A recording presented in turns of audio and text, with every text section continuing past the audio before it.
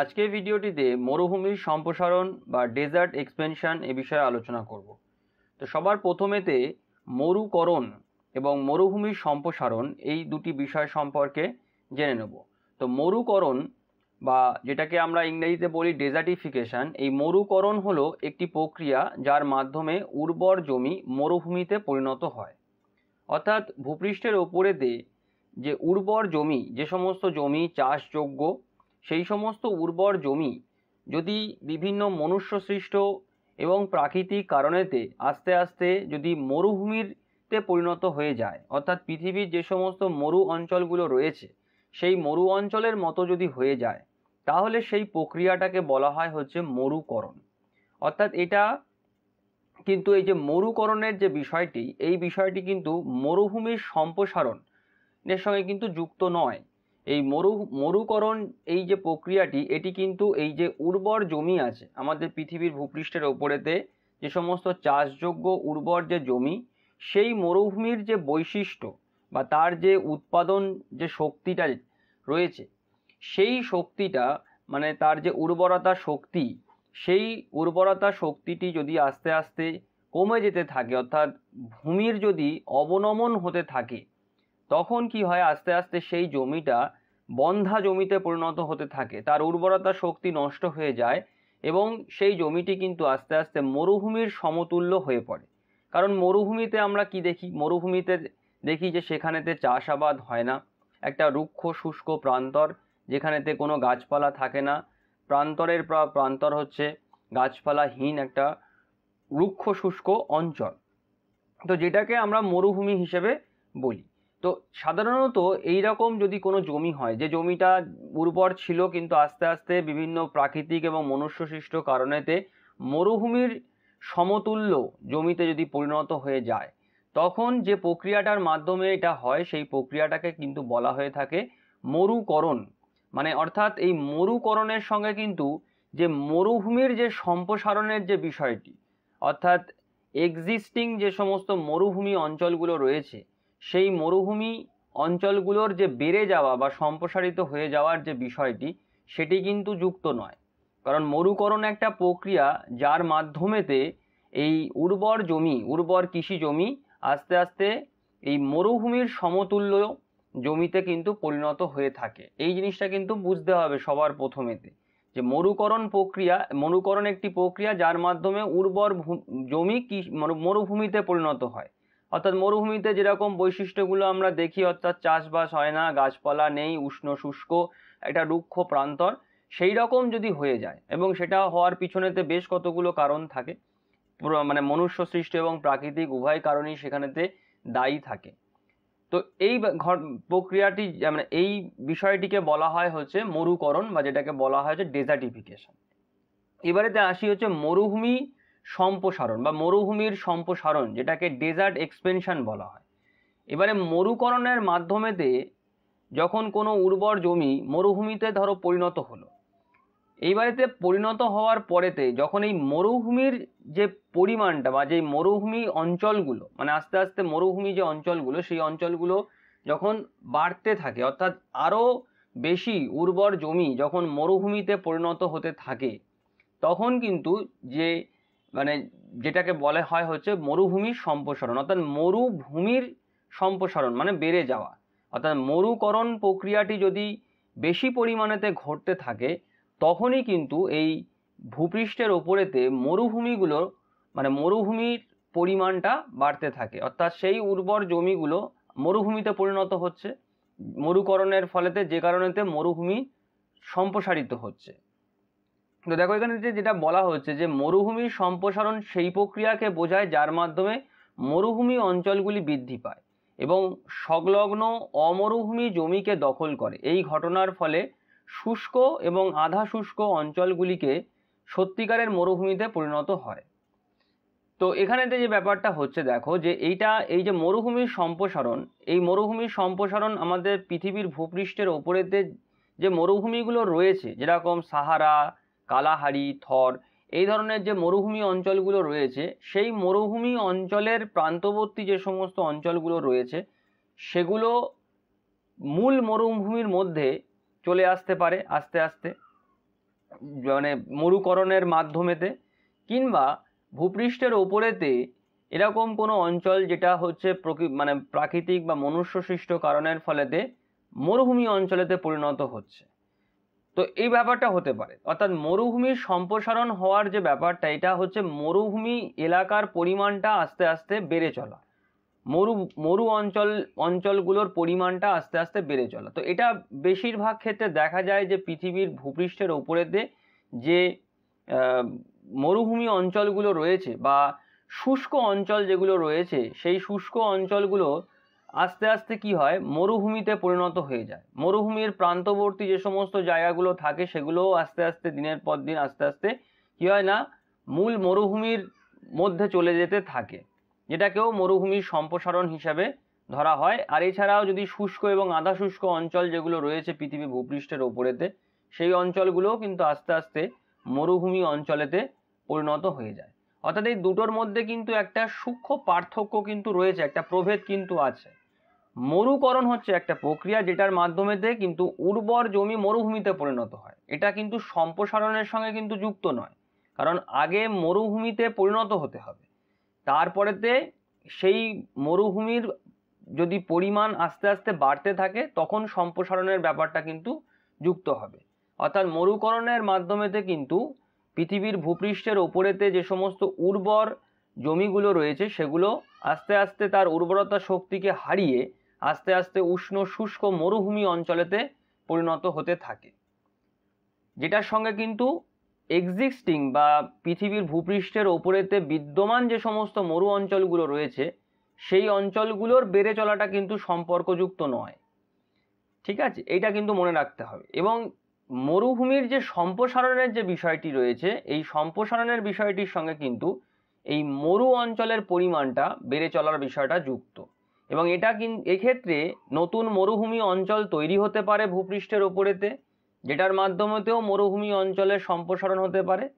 কিংবা যে সমস্ত মরুভূমি অঞ্চলগুলো পৃথিবীর ভূপৃষ্ঠের ওপরেতে বিদ্যমান রয়েছে, যেরকম সাহারা, কালাহারি, থর এর মতন যে সমস্ত মরুভূমি অঞ্চলগুলো রয়েছে, তার যে সমস্ত প্রান্তবর্তী যে এলাকাগুলো রয়েছে বা সংলগ্ন যে জমিগুলো রয়েছে, সেই জমিগুলো কিন্তু আস্তে আস্তে এই মরুকরণের মাধ্যমেতে মূল মরুভূমির সঙ্গে কিন্তু যুক্ত হয়ে যেতে পারে, যেটাকেও কিন্তু মরুভূমির সম্প্রসারিত হওয়ার সঙ্গে যুক্ত করতে পারা যায়।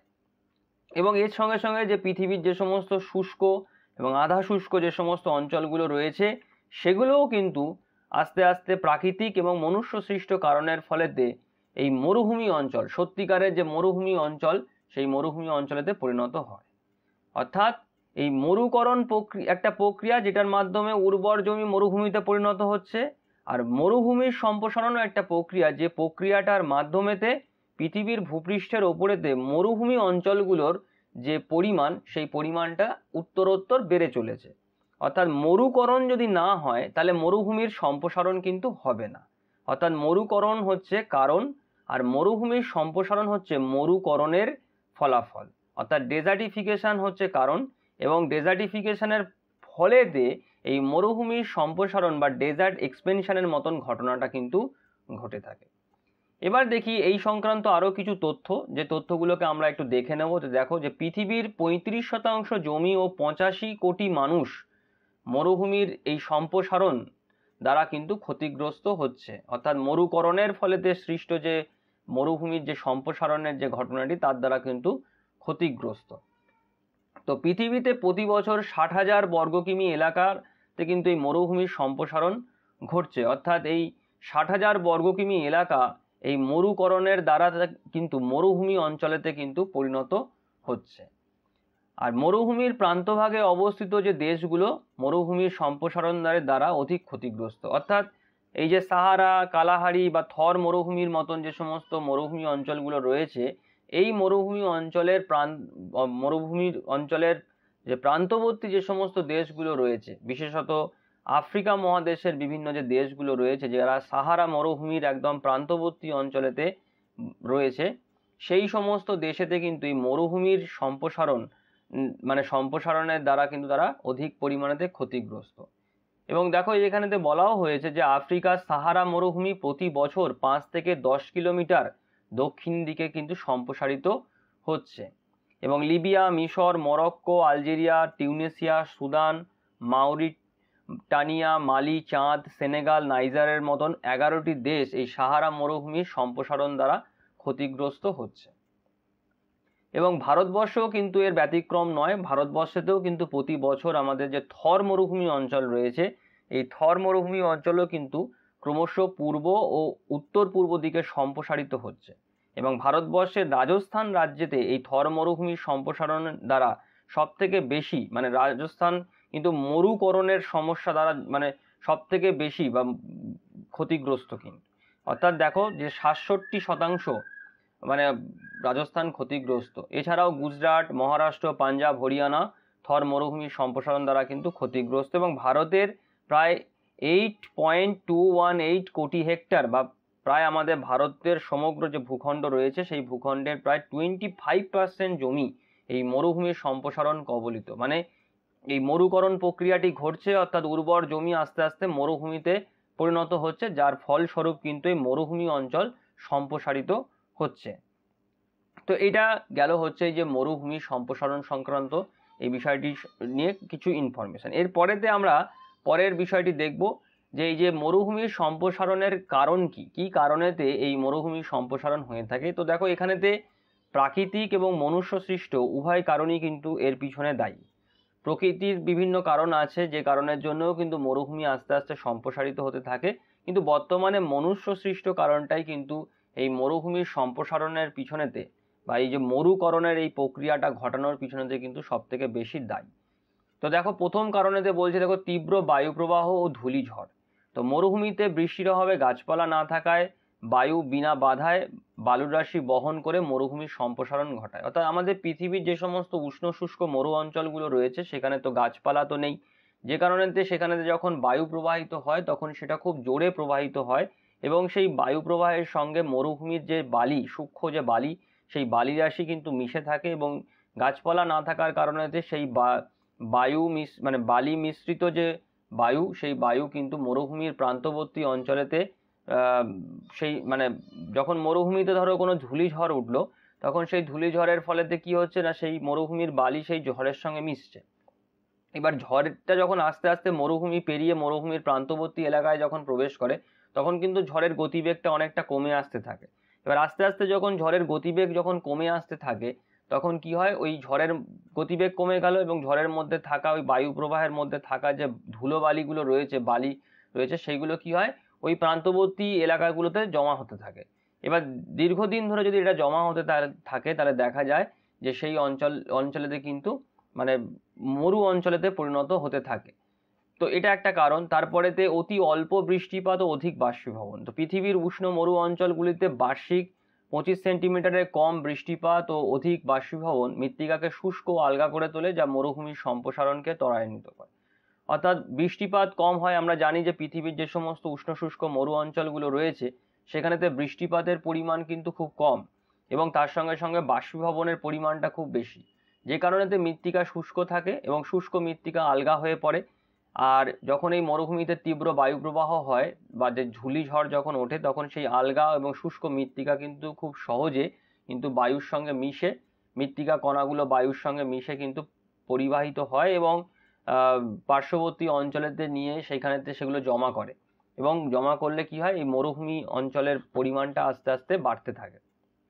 তারপরে তো অত্যাধিক সূর্যকিরণ, যেটা মরুভূমির ক্ষেত্রে কি হয় না, পৃথিবীর উষ্ণ মরু অঞ্চলগুলিতে অত্যাধিক সূর্য বিকিরণের কারণে মানে সৌর বিকিরণের কারণেতে যান্ত্রিক আবহবিকার দ্বারা মরু অঞ্চলের শিলাচূর্ণ বালুকণার পরিমাণ বৃদ্ধি পেতে থাকে, যা মরুভূমির সম্প্রসারণকে ক্রিয়াশীল রাখে। অর্থাৎ যান্ত্রিক আবহবিকারের একটি অন্যতম মানে মাধ্যম মানে হতে গেলে যেটা লাগে সেটা হচ্ছে সূর্যের আলো, মানে সূর্য তাপ। পৃথিবীর উষ্ণ অঞ্চলগুলো, উষ্ণ শুষ্ক অঞ্চল যেগুলো উষ্ণ মরুভূমি অঞ্চলেতে এই যান্ত্রিক আবহবিকার বেশি ঘটে থাকে। তো যান্ত্রিক আবহবিকারের ফলে কি হয়, শিলা চূর্ণ বিচূর্ণ হয় এবং বালুকণায় পরিণত হতে থাকে, যার কারণে কি হয়, এই বালু রাশি বায়ুর সঙ্গে বাহিত হয়ে পার্শ্ববর্তী অঞ্চলেতে জমা হয় এবং মরুভূমি সম্প্রসারিত হতে থাকে।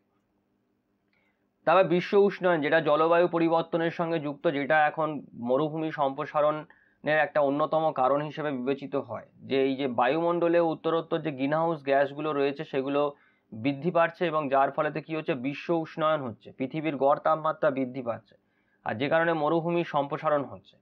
কারণ পৃথিবীর গড় তাপমাত্রা উত্তরোত্তর বেড়ে চলার দরুন মরুভূমির প্রান্তবর্তী এলাকা মরুভূমির সম্প্রসারণের কবলেতে পড়ছে, অর্থাৎ মূল মরুভূমির সঙ্গে সেই প্রান্তবর্তী এলাকাটা কি হচ্ছে, যুক্ত হয়ে যাচ্ছে। মানে তারও যে স্বাভাবিক যে উর্বরতা শক্তি বা তার যে উৎপাদন শক্তি, সেটা কিন্তু আস্তে আস্তে জলবায়ু পরিবর্তন তথা বিশ্ব উষ্ণায়নের কারণে কিন্তু আস্তে আস্তে হারিয়ে যাচ্ছে, এবং সেই জমি কিন্তু মানে ভূমির অবনমন হচ্ছে, এবং আস্তে আস্তে সেই জমি কিন্তু মরুভূমির মতন উষ্ণ শুষ্ক রুক্ষ একটা অনুর্বর ভূমিতে কিন্তু আস্তে আস্তে পরিণত হচ্ছে। তারপরে বৃক্ষছেদনও কিন্তু একটি গুরুত্বপূর্ণ মনুষ্য সৃষ্ট কারণ মানুষের অবিবেচনা প্রচলিত এই বৃক্ষছেদনের ফলেতেও কিন্তু মরুভূমির সম্প্রসারণ হচ্ছে, অর্থাৎ মরু অঞ্চলের পরিমাণ কিন্তু আস্তে আস্তে বেড়ে চলেছে।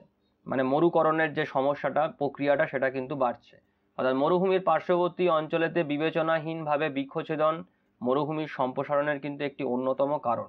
কারণ বায়ু মানে গাছপালা থাকলে কি হয়, যেটা প্রথমেতেই যে কারণটাতে বলা হয়েছে যে বায়ু প্রবাহ হওয়ার সময় সেই গাছপালা কি হয়, তার যে গতিটা সেই গতিটাকে বাধা দেয়, যে কারণেতে বায়ু বেশি জোরে প্রবাহিত হতে পারে না। কিন্তু গাছপালাই যদি না থাকে তাহলে কি হবে, প্রান্তবর্তী অঞ্চলেতেও কিন্তু বায়ু জোরে প্রবাহিত হয়ে এসে এই বায়ুবাহিত যে সমস্ত পদার্থ মরুভূমির উপর থেকে প্রবাহিত হয়ে আসার সময় যখন নিয়ে এসছে অর্থাৎ বালি, সেগুলো প্রান্তবর্তী অঞ্চলেতে জমা করবে এবং মরুভূমির পরিমাণ কিন্তু বাড়বে।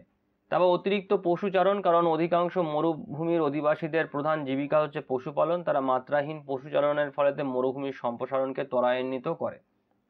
অর্থাৎ পশুপালন মানে মরুভূমিতে যে সমস্ত উপজাতি সম্প্রদায়ের মানুষ যারা থাকে তারা পশুর পাল নিয়ে মরুভূমির এক স্থান থেকে আর এক স্থানেতে ঘুরে বেড়ায়, এবং প্রান্তবর্তী যে সমস্ত অঞ্চলগুলো থাকে সেখানেতে পশুর পাল নিয়ে ঘুরে বেড়ায়, যেখানেতে কি হয় না, এই পশু যত মানে পশুর পাল যত মানে ঘুরে বেড়াবে, তারা কি করবে, সেই মাটির মানে মরু অঞ্চলে যে ঘাস জন্মায়, যদিও প্রান্তবর্তী অঞ্চলের কথাই বলছি এখানে, যে প্রান্তবর্তী অঞ্চল বা যে সমস্ত শুষ্ক অঞ্চল যেগুলো রয়েছে যেখানে তৃণ জন্মায়, সেই তৃণগুলো খাবে, খেয়ে সেই পশু জীবন ধারণ করবে, এবং তার সঙ্গে সঙ্গে যত বেশি পশুপালন করা হবে মৃত্তিকার কণা তত আলগা হয়ে পড়বে। কারণ মাত্রাহীন পশুচারণের ফলে কি হবে, ওরা তো খাবে, ঘাসগুলো তো খেয়ে নেবে, এবার যত ঘাসগুলো খেয়ে নিতে থাকবে তত মাটি আলগা হয়ে পড়বে, এবং যেহেতু মরু অঞ্চলগুলোতে সহজে তো গাছপালা তো জন্মাতে চায় না, সেই কারণেতে কিন্তু এই অতিরিক্ত পশুচারণও কিন্তু মরুভূমির সম্প্রসারণের একটি কারণ হিসেবে দায়ী।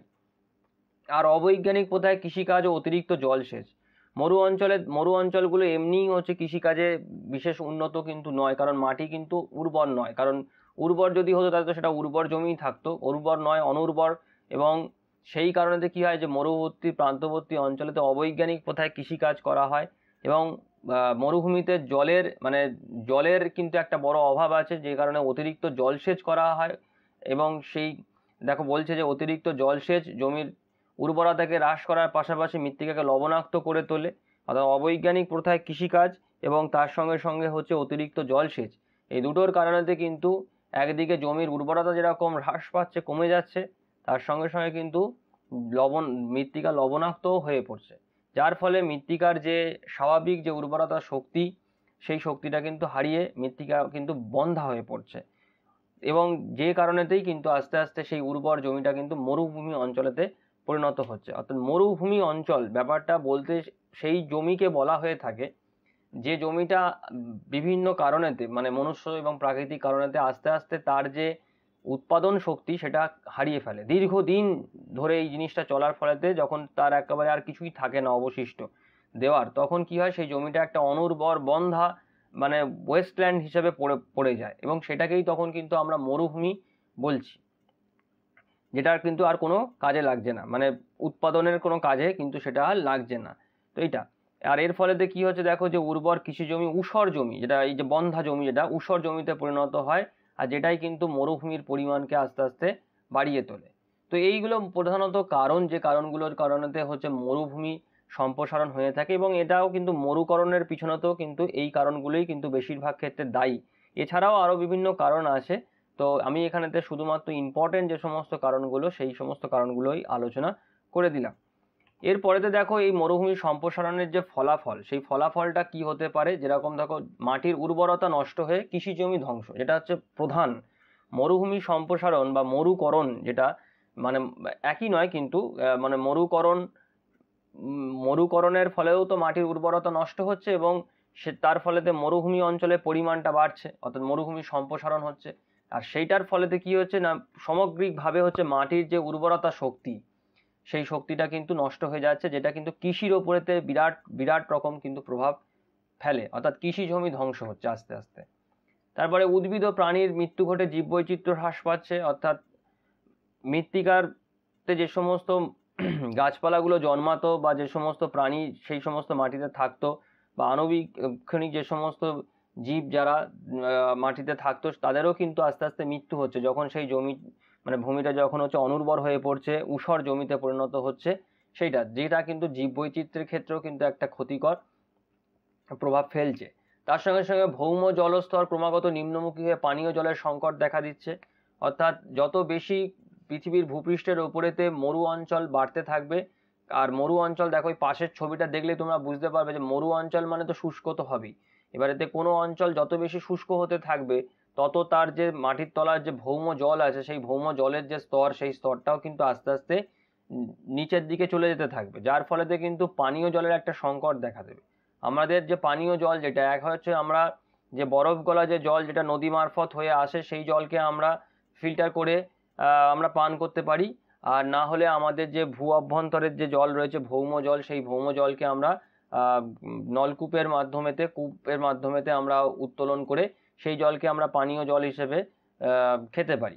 কিন্তু যেখানে দেখো এই ভৌম জলস্তর যে সমস্ত জায়গাতে ধরো নদী নেই, স্বাভাবিকভাবেই মরু অঞ্চলেতে নদী তুমি পাবে না, আর সেই নদী যদি তুমি থাকেও সেটা সারা বছর মানে শুকনো থাকবে, মানে জল থাকবে না, শুকিয়ে যাবে গ্রীষ্মের সময়, বিশেষ করে গ্রীষ্ম ঋতু যখন আসবে। আর সেই কারণেতে কি হয় না, জলের জন্য ভৌম জলের উপর নির্ভরশীল হতে হয়। তো যত বেশি মরুভূমি অঞ্চল বাড়বে, তত বেশি কি হবে না, ভৌম জলের সংকট দেখা দেবে, মাটির তলার জলের যে স্তরটা আছে সেই স্তরটা আস্তে আস্তে আরো নিচের দিকে চলে যেতে থাকবে, যার ফলে পানীয় জলের সংকট দেখা দেবে। কারণ পৃথিবীর মরু অঞ্চলগুলোতে বা এই মরুভূমির সম্প্রসারণগ্রস্ত যে সমস্ত দেশ বা অঞ্চলগুলো রয়েছে পৃথিবীর ভূপৃষ্ঠের ওপরেতে, তাদের সেই সমস্ত দেশেতে একটা অন্যতম সমস্যা হচ্ছে যে পানীয় জলের সংকট, মানে খাওয়ার জল নেই, জল পাওয়া যায় না, খাওয়ার জল সেইটা। তারপরে দেখো যে মরুভূমির সম্প্রসারণ কবলিত এলাকা থেকে মানুষ পরিবেশগত পরিব্রাজনেতে বাধ্য হবে, কারণ যখন দেখা যাচ্ছে যে সেখানেতে ভূমি কোনো উৎপাদন দিচ্ছে না, না তুমি কৃষিকাজ করতে পারছো, না তুমি সেখানেতে জল পাচ্ছ। তো জল আর মানে জলটা তো মানুষের বেঁচে থাকার একটা অন্যতম উপাদান, মানে জলই জীবন যেটা আমরা বলে থাকি। তো সেই জলই যখন তুমি পাচ্ছ না, তখন তো সেই মরুভূমি অধ্যুষিত যে এলাকা, সেই এলাকা থেকে মানুষ আস্তে আস্তে অন্য জায়গাতে পরিব্রাজন করবে, মানে চলে আসবে, যেটা কিন্তু একটা বিরাট মানে সমস্যার সৃষ্টি হবে। কারণ এক অঞ্চলে থাকা মানুষ যদি অন্য অঞ্চলে চলে আসে, তাহলে কিন্তু যে অঞ্চলেতে চলে আসবে সেই অঞ্চলেও তো জনসংখ্যা বাড়বে এবং সামগ্রিকভাবে সেই অঞ্চলেও বিভিন্ন রকম জনসংখ্যাগত সমস্যার সৃষ্টি হবে। তো সেইটা, তো এছাড়াও কিন্তু আরো অন্যান্য ফলাফল বা প্রভাব কিন্তু এই মরুভূমির সম্প্রসারণের ফলেতে কিন্তু লক্ষ্য করতে পারা যায়। এরপরেতে সবার শেষে আমরা আসবো হচ্ছে যে এই সম্প্রসারণ প্রতিরোধের উপায় কি, অর্থাৎ কি কি আমরা প্রতিরোধী মানে ব্যবস্থা নিলে, বা কি কি আমরা ব্যবস্থা নিলে হচ্ছে মরুভূমির সম্প্রসারণকে আমরা কমাতে পারি কিছুটা হলেও। যেরকম হচ্ছে বালিয়াড়ির প্রসার রোধ, এক্ষেত্রে আমরা কি করতে পারি, যে মরুভূমির যে প্রান্তবর্তী যে এলাকা আছে সেই এলাকায় গাছ ও লতাগুল্ম রোপণ করে বালিয়াড়িকে স্থিতিশীল করা। কারণ ওই যে তীব্র হাওয়াটা বয়, বায়ুটা প্রবাহিত হয়, সেই বায়ু প্রবাহের সঙ্গে বালি মিশ্রিত হয়ে থাকে এবং যে বালি সঞ্চিত হয়ে আস্তে আস্তে কি করে বালিয়াড়ির মানে এলাকাটাকে কিন্তু বাড়াতে থাকে। তো সেইটাকে কিন্তু কমানো যেতে পারে কি করে না, গাছ লাগিয়ে। মরুভূমির প্রান্তবর্তী এলাকাতে গাছ লাগাতে হবে প্রচুর পরিমাণেতে, যাতে ওই বালিগুলো হাওয়া মানে যে বায়ুর মাধ্যমে বাহিত যে বালি, সেই বালিটা ওই মরুভূমির মূল যে প্রধান যে মরুভূমি অঞ্চল, সেই মরুভূমি অঞ্চলের মধ্যেই সীমিত থাকে, তার পার্শ্ববর্তী যে প্রান্তবর্তী যে অঞ্চল যেগুলো রয়েছে তার মধ্যে যেন না চলে আসতে পারে। তো এর জন্যে সব থেকে সোজা উপায় যেটা, সেটা হচ্ছে যে গাছ লাগানো, বড় বড় বৃক্ষশ্রেণীর বা লতাগুল্ম গাছ লাগিয়ে দেওয়া। আর এটা করাও হয় কারণ আফ্রিকার সাহারা মরুভূমির দক্ষিণে 20টির বেশি দেশ এই 15 কিমি চওড়া এবং 8000 কিমি দীর্ঘ বৃক্ষ সীমান্ত, যেটাকে গ্রেট গ্রিন ওয়াল বলা হয়, সেইটা তৈরি করেছে, যাতে সাহারা মরুভূমি যে দক্ষিণ দিকে সম্প্রসারিত হচ্ছে, সেই দক্ষিণ দিকে সম্প্রসারণটাকে রোধ করতে পারা যায়। যে সমস্ত দেশ এই ইনিশিয়েটিভটা নিয়েছে, তারা যাতে এই সাহারা মরুভূমির সম্প্রসারণের থেকে কিছুটা হলেও যাতে প্রোটেক্ট থাকতে পারে। আমাদের ভারতবর্ষেতেও কিন্তু এর ব্যতিক্রম নেই, কারণ থর মরুভূমি অঞ্চলেও কিন্তু আমাদের ভারতবর্ষের বেশ কিছু রাজ্য, রাজস্থান, গুজরাট, পাঞ্জাব, হরিয়ানার মতন রাজ্যের উপরেতে কিন্তু প্রভাব বিস্তার করছে। এবং যে কারণেতে আমাদের ভারতবর্ষের central arid zone research institute এই কৃষি জমির পাশে বায়ুর অভিমুখে আড়াআড়িভাবে উদ্ভিদের প্রাচীর তৈরি করে কৃষি জমিকে বালির সঞ্চয় থেকে রক্ষা করছে। অর্থাৎ মরুভূমি সংলগ্ন যে সমস্ত প্রান্তবর্তী এলাকা আছে বা মরুভূমি সংলগ্ন যে সমস্ত কৃষি জমি যেগুলো রয়েছে, সেই কৃষি জমিকে রক্ষা করার জন্য কি করছে না, কৃষি জমিকে প্রান্তবর্তী যে এলাকা যেটা রয়েছে সেখানেতে গাছ লাগিয়ে দেওয়া হচ্ছে, যাতে মরুভূমি থেকে যে বায়ুটা প্রবাহিত হয়ে আসছে, কারণ সেই বায়ুর মধ্যে বালি মিশ্রিত হয়ে থাকে, সেই বালিটা যাতে গাছেতে আটকা পড়ে যায়, গাছের ডালপালায় যাতে সেই বালিটা যাতে আটকা পড়ে যায়, যাতে সেই বালিটা মরুভূমির পার্শ্ববর্তী যে কৃষি জমি রয়েছে সেই কৃষি জমিতে যাতে না জমে কৃষি জমির উর্বরতাটাকে যাতে নষ্ট না করতে পারে, সেইটা দেখা হচ্ছে। তারপরে দেখো যে বায়ু প্রবাহের তীব্রতাকে হ্রাস করার জন্যে কি করা হচ্ছে না, বায়ু প্রবাহের সঙ্গে আড়াআড়িভাবে বৃক্ষরোপণ করে বায়ুর তীব্রতাকে হ্রাস করা। অর্থাৎ এখানে যে এই বালিয়াড়ির প্রসার রোধের যে ব্যাপারটা, তার সঙ্গে এই তীব্রতা হ্রাসের ব্যাপারটাই যুক্ত। অর্থাৎ বায়ু প্রবাহের তীব্রতাকে যদি বৃক্ষরোপণের মাধ্যমে যদি কমিয়ে দেওয়া যায়, তাহলে কিন্তু এই বায়ুর সঙ্গে বাহিত যে বালি রয়েছে সেই বালি কিন্তু মরুভূমির মূল অঞ্চলের মধ্যেই কিন্তু সীমাবদ্ধ থাকবে, প্রান্তবর্তী অঞ্চলেতে কিন্তু সেটা ছড়িয়ে কিন্তু পড়বে না। তারপরে বৃক্ষরোপণ, গাছ তো লাগাতেই হবে, না হলে কোনোভাবেই এই সমস্যার সমাধান কিন্তু করা যাবে না।